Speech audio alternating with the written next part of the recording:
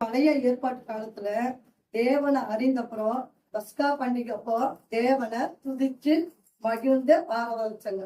அதுதான் சங்கீதக்காரன் சொல்லியிருக்கிறாரு.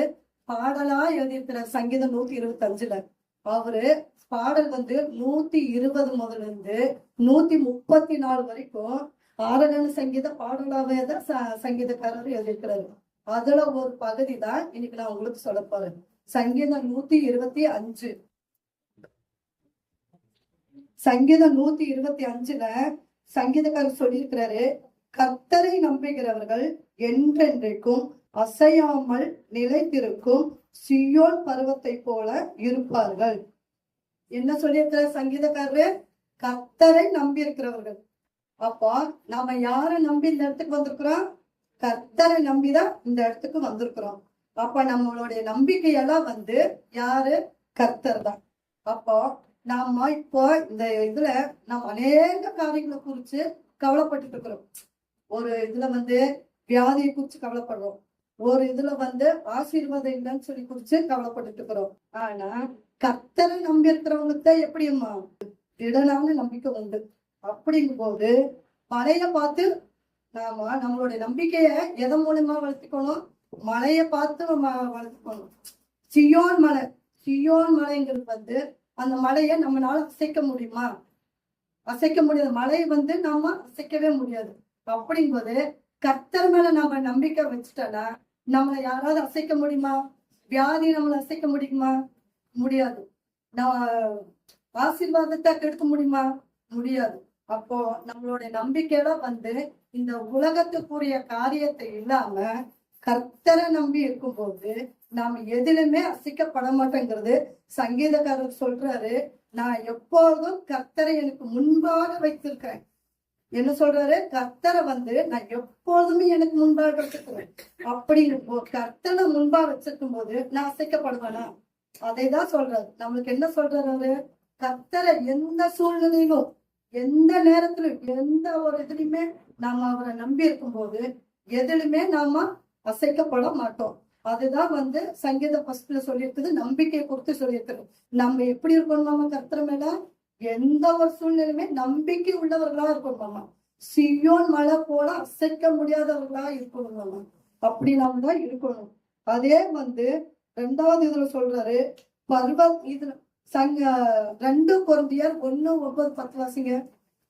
அதுல சொல்லப்பட்டிருக்கும். பவுலோ தீமோத்தேயோ சபைக்கு சொல்லியிருக்கிறாரு. அதுல சொல்லப்பட்டிருக்கும். படிங்க. எங்கள் மேல் நம்பிக்கையா இராமல் மரித்தோரை எழுப்புகிற தேவன் மேல் நம்பிக்கையா இருக்கத்தக்கதாக மரணம் வரும் என்று நாங்கள் எங்களுக்குள்ளே நிச்சயித்திருந்தோம். அப்படிப்பட்ட மரணத்தின் என்றும் அவர் எங்களை தப்புவித்தார், இப்பொழுதும் தப்புவிக்கிறார், இன்னும் தப்புவிப்பார் என்று அவரை நம்பி இருக்கிறோம். அவர் என்ன சொல்லியிருக்கிறாரு? நாங்க எங்க மேல நம்பிக்கை இல்லாம மரித்தோர்லிருந்து எழுப்பின தேவன் மேல நம்பிக்கை இருக்கிறாரு. அவர் என்னது? தேவன் மேல நம்பிக்கை வைங்கிறாரு. நாம இன்னைக்கு அநேக காரியங்களை எதுல நம்பிக்கை வச்சுக்கிறோம்? பொருளாதாரத்துல, மனுஷர்கள் மேல, மத்த இதுல எல்லாம் நம்பிக்கை வச்சிடும். ஆனா அவங்க என்ன சொல்றாரு? பவுலும் தீமோத்தேயும் நம்மள மரித்தோர்லிருந்து எழுப்பின தேவன். நாம ஒரு காலத்துல எப்படி இருந்தோமா? மருத்துவர்களா தான் இருந்தோம். நம்மளை எழுப்புனது யாரு? தேவன் தான். அப்ப நம்மளுடைய நம்பிக்கையில யாரு மேல இருக்கணும்? தேவன் மேலதான் இருக்கணும். நாம மனுஷர்களை மேல நம்பிக்கை வைக்க கூடாது. பொருளாதாரத்துக்கு மேல நம்பிக்கை வைக்க கூடாது. இந்த வியாதி வந்துச்சேன்னு சொல்லி நம்ம அதுல இருக்க கூடாது. தேவன் மேல நம்பிக்கை வச்சுட்டு இருந்தோம்னா நம்ம எதுலையுமே அசைக்கப்படாம, மரணமே வந்தாலும் கூட அதுல அவர் எப்படி இருக்கிறாருமா? தப்ப வைக்கிறவரா இருக்கிறாரம்மா. இப்ப நம்ம ஒரு பாதையில போயிட்டு இருக்கிறோம், நம்மள அறியாம ஒரு விபத்தே வருது. ஆனா நம்ம இன்னைக்கு இந்த நாளுல நான் ஆண்டவர் மேல நம்பிக்கை வச்சுட்டு இந்த பாதையில நான் நடக்கிறேங்கும் போது நம்மளுக்கு அந்த விபத்துகள் வருமா? அப்படியே வந்தாலும் தேவன் நம்மள அந்த விபத்துக்கு தப்ப வைக்கிறவரா இருக்கிறாரம்மா. இதனால் முடிக்க நம்மளை தப்ப வச்சிருக்கிற தேவன் இனிமேலையும் நம்மளை தப்ப வைக்கிறவரா இருக்கிறாருமா. அதுதான் பவுல் சபைக்கு எழுதியிருக்கிறாரு. சபை யாரு? நம்ம சபைகளுக்கு தான் எழுதியிருக்கிறாரு. நான் நம்பிக்கையா இருங்க, ஜனங்களை நம்பாதீங்க, உலகத்துக்குரிய காரியத்துல நம்பாதீங்க, தேவனையே சார்ந்திருங்க, தேவன் மேலேயே நம்பிக்கையா இருங்கன்னு சொல்லியிருக்கிறாரு. அதே 2வது சங்கீதத்துல பர்வதங்கள் எருசலேமை சுற்றிலும் இருக்கும் போல கர்த்தர் இது முதல் என்றென்றைக்கும் நம்முடைய ஜனத்தை சுற்றிலும் இருக்கிறார். இது சங்கீதக்காரர் என்ன சொல்லியிருக்கிறாரு? எருசலேமை சுத்தி பாதுகாப்பு இருக்குது. அந்த பழைய ஏற்பாட்டு காலத்துல இஸ்ரவேல் ஜனங்களுக்கு யார் பாதுகாப்பா இருந்தது? தேவன் தான் பாதுகாப்பா இருந்தார். அப்படிங்கும் போது இந்த சியோன் மலை சுத்தி என்ன இருக்குது? பர்வதங்கள் தான் இருக்குது. அப்போ நம்ம சபையில நம்ம ஜனங்களுக்கு நம்மளை சுத்தி என்ன இருக்குது? தேவனுடைய பாதுகாப்பு தான் நம்மளுக்கு இருக்குது. அது சபையில மட்டும் இல்ல, நம்ம எங்க போனாலும் சரி அவர் நம்மோடதான் இருக்கிறாருங்கிற உணர்வு நம்மளுக்குள்ள இருக்கணும். தேவன் நம்மோடதான் இருக்கிறாரு, நம்மளுக்கு பாதுகாப்பா இருக்கிறாரு. நம்ம எங்க போனாலும் எந்த இடத்துல நின்னாலுமே நம்மளுக்கு ஆண்டவர் துணையா இருக்கிறாருங்கிற ஒரு உணர்வு நமக்குள்ள இருக்கணும். அதுதான் நம்மளை சுத்தி இருக்கிற தேவனுடைய கரம் தான் நம்மள இதனால் முடிக்கி பாதுகாத்து வந்திருக்குது. அதுலதான் சங்கீதக்காரன் 1:2 சொல்லி இருக்கிறார், பாதுகாப்பு நம்பிக்கை தேவன் தான் நம்மளுக்கு எல்லாமே. ஒரு காலத்துல தாய் தகப்பன் பிள்ளைகளுக்கு பாதுகாப்பா இருக்கிறோம். ஆனா கடைசி முடிக்கு நம்ம பாதுகாப்பா இருக்கிறோமா? இல்ல. ஏதாவது ஒரு சூழ்நிலை, இன்னைக்கு நான் போறேன், ஒரு மரணமே வந்துருக்கு, என் பிள்ளைக்கு பாதுகாப்பு யாரு இருக்காங்க? அதே போலதான் நம்ம மனுஷனை பாதுகாப்பு பாக்குறத விட தேவன் நம்ம பாதுகாப்பா இருந்தா நம்ம எதுவுமே சாத்தான் என்ன நினைச்சாலும் அது நம்மளை தொட முடியாது, நம்மளை இது பண்ண முடியாது. அப்ப நம்மளுடைய பாதுகாப்பு கரமெல்லாம் யாரு? தேவன் தான். நம்ம எங்க போனாலும் என்ன சொல்லணும்? தேவன் என்னோட இருக்கிறாரு, தேவன் என் கூட தான் வராரு, தேவன் எனக்கு பாதுகாப்பா இருக்கிறாரு, அவரை மீறி எனக்கு எதுவுமே நடக்காது, எல்லாமே அவர் பார்த்துட்டு வருங்கிறது. அதுதான் பழைய ஏற்பாடு காலத்துல ஜனங்க தேவனை நம்பி நடந்தாங்க. தேவனை நம்பி ஜனங்க நடக்கும்போது அவங்களுக்கு ஏதாவது வந்துச்சா? இல்ல. ஏன்னா ஒவ்வொரு நாளும் இஸ்ரவேல் ஜனங்களை தேவன் பாதுகாப்பாவே நடத்திட்டு வந்து இருந்தாரு. எருசலேமை சுற்றி இருந்தாரு.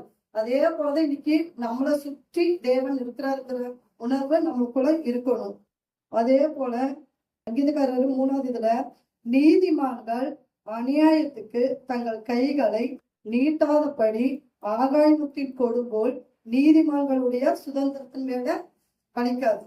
இது எப்படின்னா, நீதிமான்களா இருக்கிறவங்க எதுக்கு கையை நீட்டக்கூடாதுங்கிறாரு? அநியாயத்துக்கு கையை நீட்டக்கூடாது. இப்போ ஒரு சின்ன ஒரு எக்ஸாம்பிள் இதுல நான் சொல்றேன். சகாயா எடுத்துக்கீங்க. சகாயா எப்படி இருந்தாரு? லூக்கா 19வது அதிகாரத்துல சொல்லப்பட்டிருக்கும். அவர் எப்படி இருந்தாரு? பணத்தை வட்டிக்கு கொடுக்கிறவரா இருந்தாரு. அப்புறம் சகாயா அநேகரும் வட்டி வசூல் பண்றது அதிகமா கொடுக்கிறவரா இருந்தாரு. ஜனங்க சகாயாவை என்ன பண்ணாங்க? தூசித்தாங்க.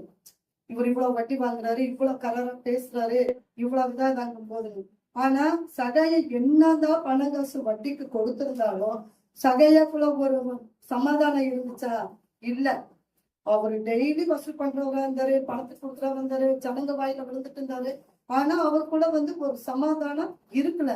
ஆனா தேவனை தெரிஞ்சுக்கிட்ட போது அவர் என்ன இருந்தாரு? சமாதானம் அவர் இருதயத்துக்குள்ள வந்துச்சு. தேவன் பேசுகிற ஒவ்வொரு வார்த்தையுமே அவருக்கு ஒரு சமாதானம் வந்துச்சு. உடனே அவர் என்ன சொல்றாரு? எசப்பாட்ட நான் இவ்வளவு நாளா வசூலிச்ச பணத்தை ஒரு பங்கு என் ஜனங்களுக்கே நான் திருப்பி கொடுத்துறேன் அப்படின்னு சொல்றேன். அப்ப ஆண்டவர் நம்மளுக்குள்ள வந்துட்டனா, நம்ம ஒருத்தர் உதவி செய்யறானா அது நம்ம அவங்க துன்புறுத்தக்கூடாது. நம்ம கைகள் அநியாயத்துக்கு அவங்க கிட்ட நம்ம நீட்டக்கூடாது.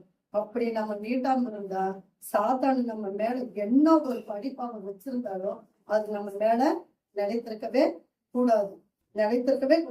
நாம தான் அவருடைய சுதந்திரம். தேவ பிள்ளைகளுக்கு தான் அந்த சுதந்திரத்தை கொடுத்துருக்கிறாரு. நாம தான் ஒரு பங்குமே. அப்படிங்கும் போது நாம் எப்படி இருக்கணும்? தேவனுடைய வசனத்துக்கு கீழ்ப்படிஞ்சு அவர் என்ன நம்மளுக்கு உணர்த்துறாரு, எது நம்மளை செய்ய வேண்டாங்கிறது செய்யக்கூடாது. நம்ம அவருக்கு உதவி செஞ்சோம்னா உதவி மட்டும்தான் நம்ம செய்யணும். அவங்கள துன்புறுத்துற மாதிரி பேசுறதோ. ஆனா ஆண்டவர் நம்ம இருதயத்துக்குள்ள வந்துட்டோம்னா நம்மள அந்த அளவுக்கு எல்லாம் பேசுறதுக்கு எப்பவுமே விடமாட்டாரு. எப்பவுமே நம்மள நடத்துறவரு அவருதான். அவருடைய பண்பு நம்மதான். 4வது கர்த்தாவே நல்லவர்களுக்கும் இருதயத்தில் செம்மையானவர்களுக்கும் நன்மை செய்யுங்கள். அப்ப சங்கீதக்காரருக்கு இதுல என்ன தேவைப்படுது? ஜெபம் தேவைப்படுது. தாவீது ஒரு ஜெபம் தேவைப்படுது. அவர் என்ன சொல்றாரு? கர்த்தாவை பார்த்து நன்மையானவர்களுக்கும் இருதயத்தில் செம்மையான, அப்புறம் கர்த்தர் தான் நல்லவருங்கிறது தெரிஞ்சுக்கும். நம்மளுக்கு எல்லா நன்மைகளும் செய்கிறவர் யாரு? கர்த்தர் தான். அப்ப நாம கர்த்தர்கிட்ட மத்தவங்களுக்கு ஜெபிக்கிறவர்களா இருக்கணும். இந்த தேசத்துல எத்தனையோ நீதிமான்களெல்லாம் இருக்கிறாங்க, எத்தனையோ நல்லவர்கள் எல்லாம் இருக்கிறாங்க. அவங்களுக்கெல்லாம் நாம ஆண்டவர்கிட்ட ஜெபம் பண்ணணும். தேசத்துல எத்தனையோ நீதிமன்றங்களுக்கு என்னென்னமோ நடக்குது. இப்ப கிறிஸ்தவங்களுக்கு எத்தனையோ நிறைய பேர் எழுதுறாங்க. நாம என்ன பண்ணணும்?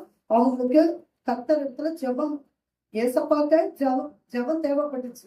அப்ப நம்மளுக்கு ஜெபம்ங்கிறது முக்கியம். நீதிமான்களுக்கு ஜெபம் முக்கியம். அப்ப நல்லவங்களுக்கு மட்டும் ஜெபம் இல்லை, நம்மளுக்கும் அந்த ஜெபம் வேணும். நம்மளுக்கும் அந்த ஜெபம் தேவைப்படுது. நாமளும் ஜெபிக்கிறவர்களா இருக்கணும். நம்மளுடைய இருதயம் எப்படி இருக்கணும்? செம்மையான இருதயமா இருக்கணும். அப்ப நம்ம ஆண்டவர்கிட்ட என்ன கேட்கணும்? ஆண்டவரே, எனக்கு அந்த செம்மையான இருதயத்தை தாங்கப்பா அப்படின்னு சொல்லி நம்ம கேட்கணும்.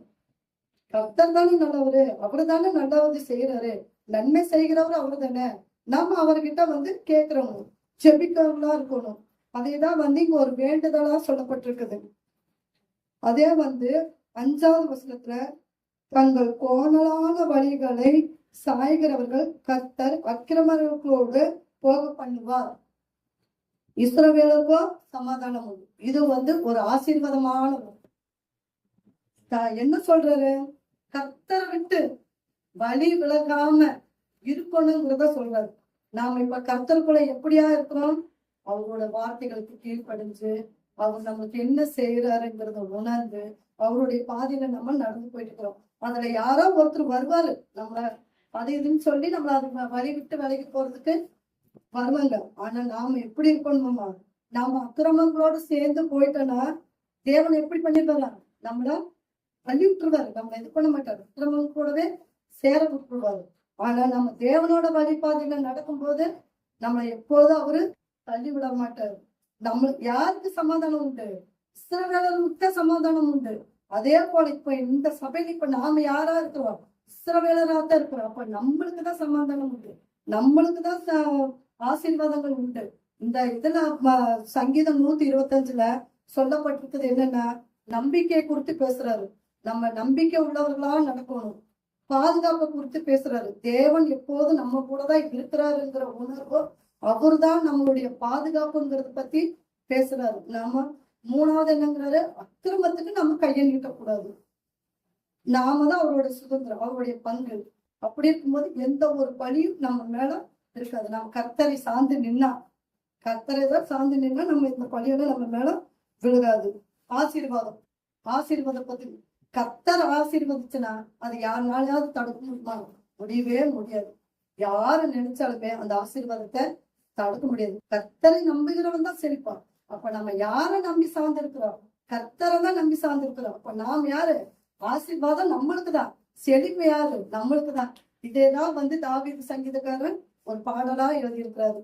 நாம்